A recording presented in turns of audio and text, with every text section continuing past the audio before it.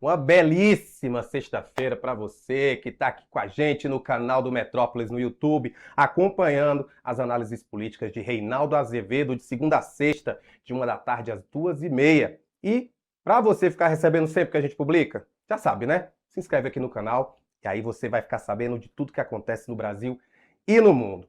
Reinaldo Azevedo, muito boa tarde. Quero começar o programa hoje me valendo do seu vasto conhecimento literário, porque eu vi algumas Opa! contas nas redes sociais dizendo que a Hum. Michelle Bolsonaro seria a Lady Macbeth de Ceilândia. Eu queria entender um pouco se essa expressão é correta.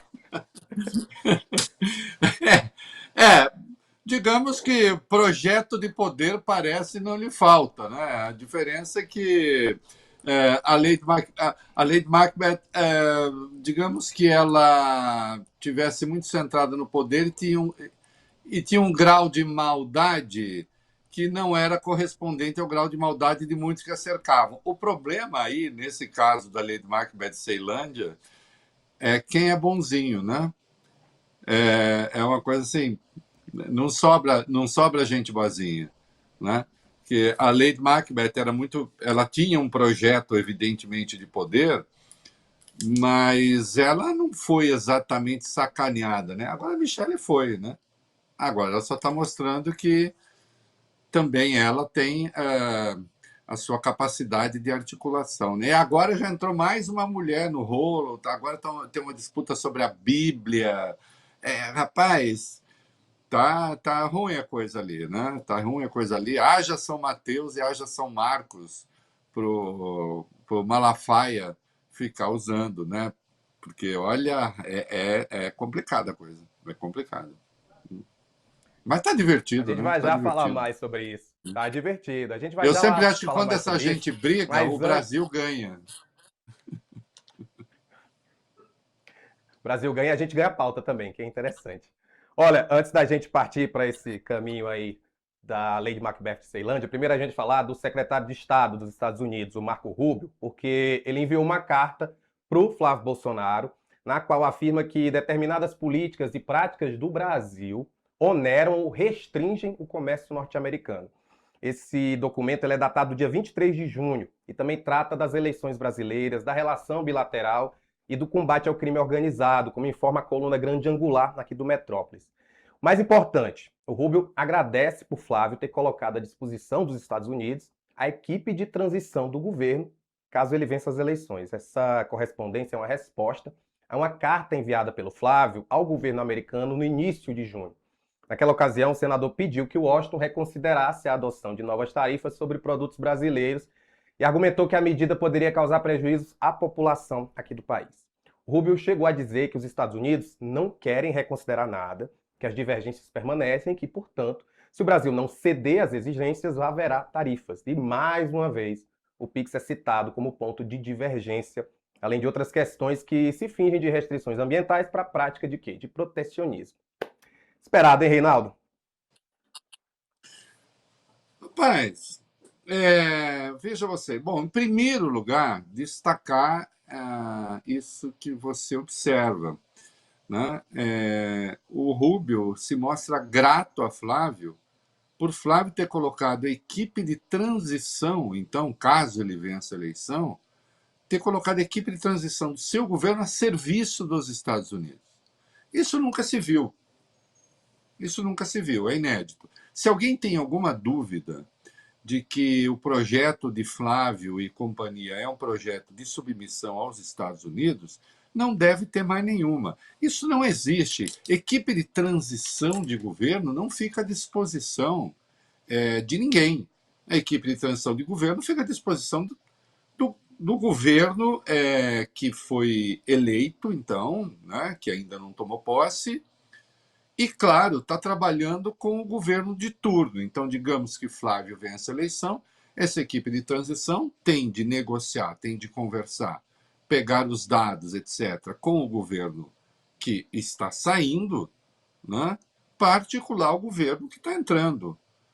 Você imagina se você vai falar assim, agora nós vamos, desde já, negociar com os Estados Unidos.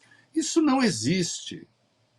Isso é a prova, a evidência da subserviência mais abjeta. Então, mais uma vez, eu vou insistir, essas eleições têm dois pilares. Um pilar é a questão democrática, e Flávio já anunciou que pode tentar dar um golpe. Ah, ele não falou isso. Falou no dia 14 de junho, na entrevista à Folha. Caso vençam de vocês e o Supremo diga que a anistia ou indulto são inconstitucionais, acontece o quê? Aí ele diz, nós imporemos a solução à força. O nome disso é golpe. E o outro pilar é a soberania. Flávio se oferece para ser o estafeta, para ser o sabujo, para ser o esbirro do governo Trump. Isso não é questão de gosto. Ah, isso quem está falando é você, Reinaldo, porque você não gosta desses caras. Não gosto mesmo. Eu nunca escondi. Mas não é que eu não gosto porque eu acho que eles sejam feios, que eu acho que eles sejam esquisitos, porque eu acho que... Enfim, eu também... Feio eu não vou dizer que eu seja, Rafael, mas meio esquisito, talvez. Não, a questão não é essa. A questão é objetiva. A questão é objetiva. De ter um governo que é um governo sobre duas pernas, ou ter um governo que se coloca de quatro para os Estados Unidos logo à partida. Não é? Que se coloca como numa ilustração de um texto que eu fiz aí, né? Que se coloca no salão oval como os ratinhos que estão servindo ao gatão laranja. Né? Como os subordinados. Não é isso? Olha só. Olha o que a inteligência artificial faz com a minha inteligência natural, Rafael. Que coisa bonitinha que ficou essa ilustração. Né? Agora, muito grave, eu estou com a carta aqui, né? Então, assim, num dado momento, aprecio profundamente seu apoio à nossa decisão de designar o Comando Vermelho e o Primeiro Comando da Capital como terroristas globais especialmente designados e organizações terroristas estrangeiras. Para quem não sabe, isso aqui tem duas dimensões. Terroristas globais especialmente designados. Isso aqui vai para o Departamento do Tesouro. Qualquer que seja o ente, empresa, o que quer que de algum modo tenha sido, ainda que indireta e involuntariamente, tocado pelo PCC, sei lá, o PCC meteu dinheiro num fundo, que botou no outro fundo, que botou no outro fundo, que botou num dos bancões brasileiros. O bancão pode ser punido. Empresas e pessoas. Tá certo? E, portanto, empresas podem ter dificuldades, podem ser proibidas de negociar com os Estados Unidos, a coisa é tão grave, pode ser proibidas de negociar com os Estados Unidos e podem ser proibidas de negociar com qualquer país que negocie com os Estados Unidos. É uma espécie assim de lei Magnitsky voltado para as empresas e para esses entes. Né? Mas fundos globais ficam proibidos de investir no país. E, como se vê, com o apoio dos irmãos Bolsonaro. E a segunda condição, ações terroristas estrangeiras, né? Aí o Brasil pode ser alvo de ações de natureza militar e de ações de saúde da CIA. Para você? Aí ele agradece, né, o querido Flávio por isso. Mas atenção. Sabe aquela conversa? Ah, o governo Trump está assim porque não gosta do governo Lula. Quando for com a gente, vai ser diferente. Não, o Rubio não tem essa. Essa história que o Trump gosta do Flávio, gosta do você não gosta. Escreve lá, como o senhor observa, o representante comercial dos Estados Unidos, embaixador Jameson Greer, anunciou em 1º de junho de 2026 sua determinação de que certos atos, políticas e práticas do Brasil são irracionais ou discriminatórios e oneram ou restringem o comércio dos Estados Unidos com o Brasil. Isso aqui não está falando de Lula, está falando do Brasil.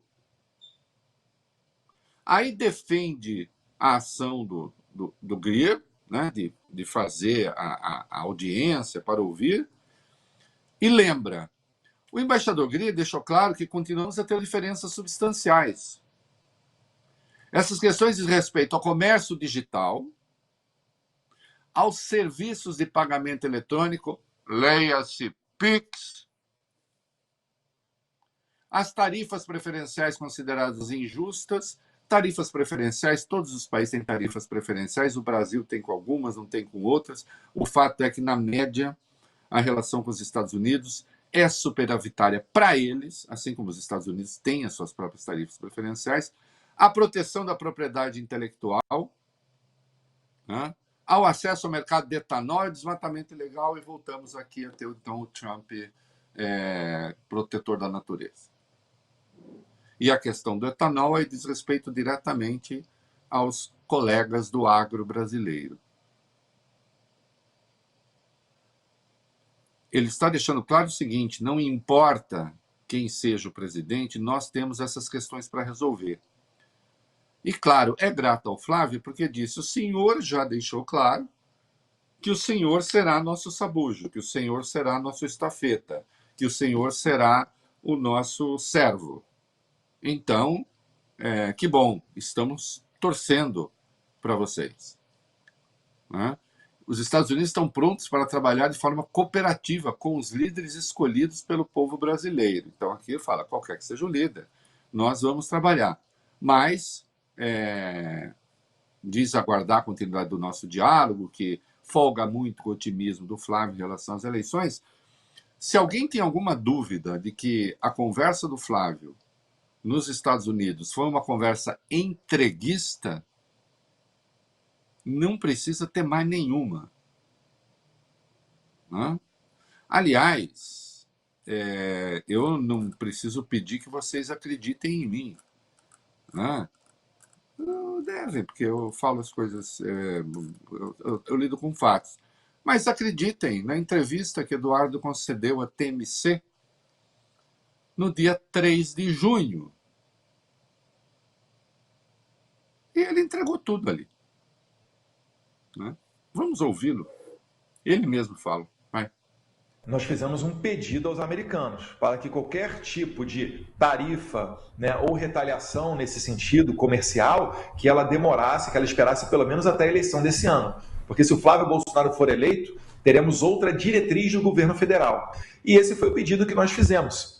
Agora, os Estados Unidos, né, têm mecanismos muito semelhantes ao PIX, como, por exemplo, o ZEL, que é o PIX dos Estados Unidos, aqui é o ZEL. Então dá para você ir para uma mesa de negociação com os americanos com bons argumentos. Dá para você sentar, dá para negociar. Eles têm interesses onde as nossas economias se complementam, como, por exemplo, terras raras, né? Manganês, que os Estados Unidos importam 100% do manganês, e o Brasil é um grande produtor de manganês. Dá para a gente conversar e botar na mesa isso daí e tentar segurar um ímpeto de retaliação contra qualquer meio que a gente utiliza aqui de pagamento. Né? Então, seja essa entrevista, seja agora a carta que vem do Rubio, em que os Estados Unidos não abrem mão de uma reivindicação e de uma acusação sequer, de nenhuma, né? De que, portanto, vai valer qualquer que seja o governo. A diferença é que com o Flávio, fica claro, eles nem vão precisar negociar. Basta impor. Né? É muito impressionante que tenhamos chegado a isso. Você sabe que aí eu posso afirmar com clareza, né? O golpe militar de 64 foi um golpe sabujo, né? Foi um golpe de subordinação, sim, do Brasil aos interesses americanos. foi um golpe dado com a conspiração dos Estados Unidos, havia a Operação Brother Sun pronta para intervir no Brasil militarmente, caso houvesse resistência, né? Houve uma conspiração muito grande de alguns entes aqui, inclusive entes muito parecidos com aquilo que são algumas ONGs hoje, não era exatamente, eram think tanks, IPES e BAD, etc. Enfim, Golbery fez parte de um deles, empresários. Houve sim, né, uma conspiração grande com os Estados Unidos. Agora, nunca ninguém, nem lá, falou essa linguagem. Essa linguagem de absoluta subordinação, sabugice, entrega, submissão, né,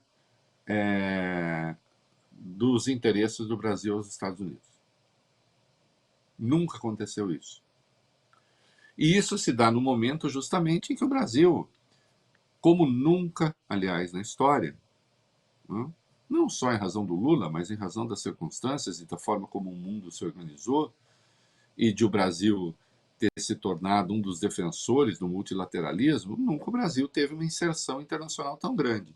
Ainda responde por uma parcela muito pequena do comércio mundial, isso pode ser ampliado, uma parcela pequena, mas fundamental, porque o Brasil hoje é um dos principais, é o principal fornecedor de alimentos para o mundo, tem um agro absolutamente vigoroso em razão do farto financiamento que existe aqui, né?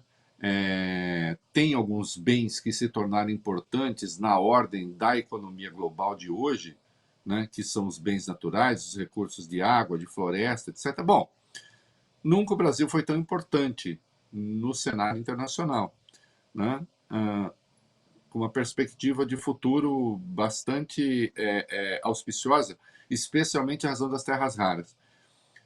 E, no entanto, né, nós temos pela primeira vez alguém que descaradamente, né, usa a bandeira americana como sua divisa, seu norte, seu lema, e abandona os interesses nacionais, né? Tudo isso em benefício também pessoal, né? No final nós temos lá, hoje nós temos Eduardo vivendo como vivem os americanos ricos. Não, corrijo, como vivem os americanos muito ricos. Então, querido, tá tudo aí, né? A gente não precisa interpretar nada. A coisa está falada, né?